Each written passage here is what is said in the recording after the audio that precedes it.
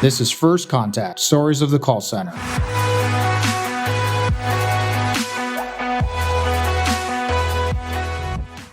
Let's go back to AI real quick on one piece. You've said, hey, look, I don't believe AI is in a position to come up with its own answers to customers' questions. And quite frankly, I don't want it to. So let's focus on that second part, right? What do you mean by that part? So, there's all kinds of, you can go out and take a look at Musk or some of the giants out there talking about the risks of AI.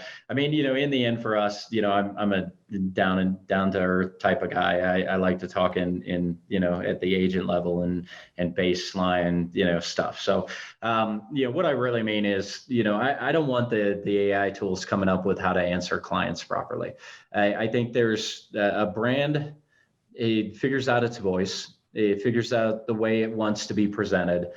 We spend a lot of time and effort in marketing. We spend a lot of time and effort in training, working on our culture and all those things. The last thing I want is a bot out there communicating in a method that isn't to what I expect from my brand. I think there's a balance between, so there's machine learning, artificial intelligence that's self-learning, and constantly trying to improve. And that stuff's the stuff of, the science fiction, right? And there have been instances of two AI engines starting to make their own language, and communicating to each other in a more efficient way. And, luckily the data scientists shut that stuff off, right, real quick. But in the end, what I really am trying to say is, as a brand, I like supervised learning.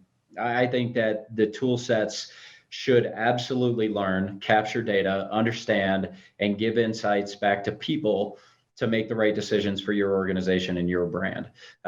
Just because an answer is a correct answer to a problem doesn't necessarily mean that it's being presented by the engine in the way that I would want it done for a brand. So, I prefer to look at either companies that have